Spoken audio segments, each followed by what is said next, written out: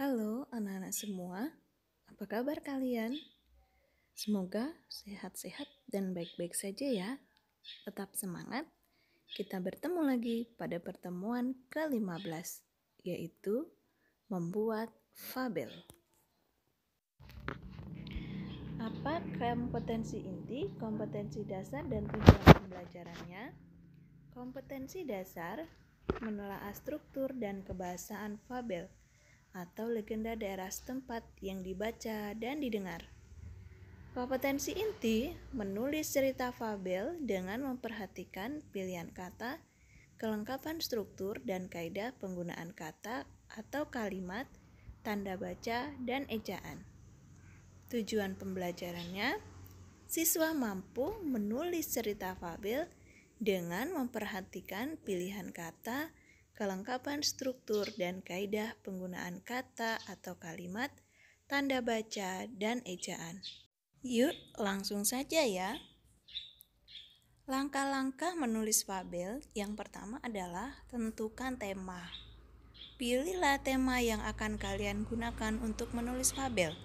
Misalnya tema persahabatan. Yang kedua, buatlah kerangka pada bukumu. Kalian bisa mulai dengan kalimat pada awalnya, kemudian, lalu, akhirnya, dan penutup. Lengkapilah yang ketiga, melengkapi. Mulailah menulis dengan memperhatikan struktur fabel. Struktur fabel yaitu orientasi, komplikasi, resolusi, dan koda. Selanjutnya yang keempat adalah bacalah kembali. Bacalah kembali fabel yang telah kalian buat tadi. Disinilah kalian bisa mengedit bagian mana yang perlu ditambah atau dikurangi. Oh iya, kalian juga bisa melengkapi idemu dengan banyak membaca fabel yang lain. Tetapi ingat ya, hanya untuk dibaca untuk menambah pengetahuanmu, bukan disalin lalu kalian kumpulkan loh. Yuk kita cermati contoh fabel berikut. Kokok Sang Ayam oleh Paula Yeni Ristiawati. Kukuruyuk, kukuruyuk. Suara ayam jantan bertalu-talu mengiringi pagi yang datang. Sang ayam selalu menyapa para binatang lain, seolah ingin memberi tanda bahwa matahari akan segera bersinar dan malam telah berlalu. Ayam adalah binatang yang rajin. Ia pasti akan bangun pagi-pagi menyapa yang lain. Bahkan seperti alarm yang dibunyikan, ia akan selalu berkokok pada waktu yang sama di kemudian hari tanpa disuruh. Di hutan, rupanya singa binatang yang malas. Ia benci pada suara ayam. Ia merasa udara masih begitu dingin dan tidur masih begitu nikmat. Ia benci pada suara ayam yang begitu berisik, membangunkan hutan setiap pagi. Ia tahu kalau ayam sudah mulai berkokok, maka binatang yang lain akan segera terbangun dan itu membuat singa sangat geram. Suatu hari, singa mendatangi ular dan menceritakan kekesalannya pada ayam. Ia bermaksud membuat rencana agar ayam tidak lagi berisik dan ia bisa tidur dengan tenang dan bermalas-malasan. Ular menanggapi cerita singa dengan baik karena ia juga merasa bahwa ayam sering mengusik tempat tinggalnya dengan mengorek-korek lubang tempat ular tinggal. Ular juga geram dengan sikap ayam itu. Kalau ayam ingin mencari makan, jangan mengorek-korek lubang ular karena tempat persembunyiannya menjadi tidak aman.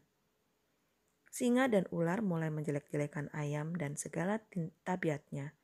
Ia juga mulai mengatakan bahwa ayam sombong dengan suaranya, seolah-olah suara ayam paling merdu, sehingga ia harus berkokok setiap pagi. Lalu singa mengajak semut dan burung untuk melancarkan rencananya menyingkirkan ayam dari hutan. Semut dan burung mulai dihasut oleh singa, mengikuti rencana mereka. Besok, ketika ayam mulai berkokok, semut akan menggigit kaki ayam, sehingga ayam akan teralihkan untuk tidak bersuara, dan burung akan menggantikan suara itu sehingga warga hutan merasa hari masih malam. Mereka telah berunding dan bersepakat dengan matang rencananya akan dijalankan besok pagi. Singa merasa sangat bahagia karena merasa berhasil mempengaruhi teman-temannya dan ia berpikir lusa ia akan bangun siang tanpa terganggu suara ayam. Malam berlalu dan pagi selanjutnya segera tiba.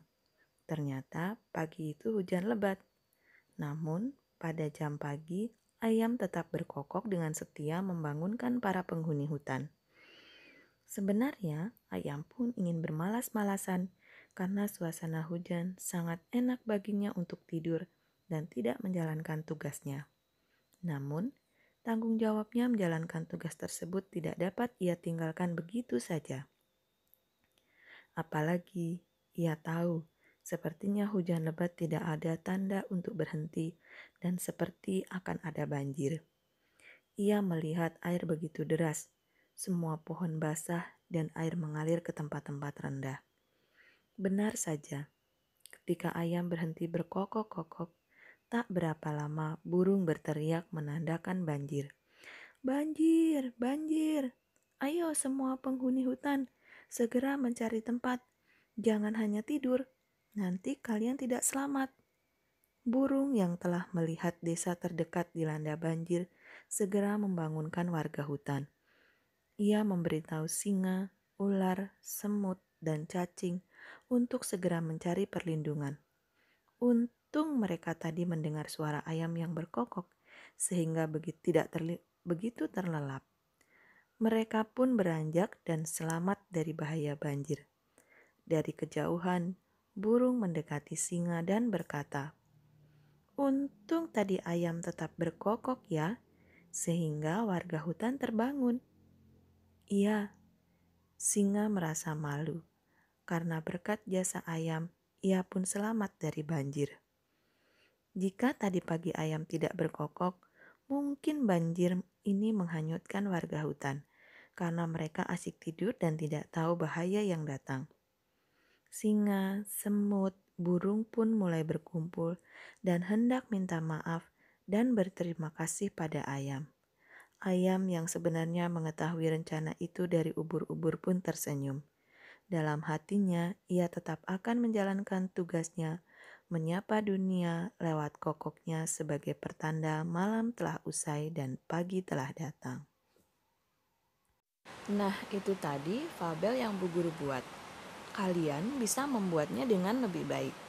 Ketika kalian selesai membuat fabel, cek hasil fabelmu dengan petunjuk berikut. Yang pertama, judul. Apakah judul menggambarkan keseluruhan isi teks? Apakah judul singkat, padat dan jelas?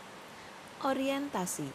Apakah ada perkenalan tentang para pelaku, terutama pelaku utama, apa yang dialami pelaku, dan di mana peristiwa itu terjadi? Selanjutnya, bagaimana komplikasi dan reorientasi? Lalu, amanat atau pesan moralnya? Apakah idemu orisinal? Dan bagaimana dengan kreativitas pengembangan cerita? Nah, selamat membuat fabel. Ibu tunggu hasil karya terbaikmu ya. Selanjutnya, perhatikan. Jangan mengambil fabel dari internet atau sumber lain. Buatlah fabel secara mandiri. Yakinlah, banggalah pada hasil karyamu sendiri. Sebelum Ibu menutup pertemuan ini, coba perhatikan anjuran berikut. Kapan harus menggunakan masker? Silakan diamati ya.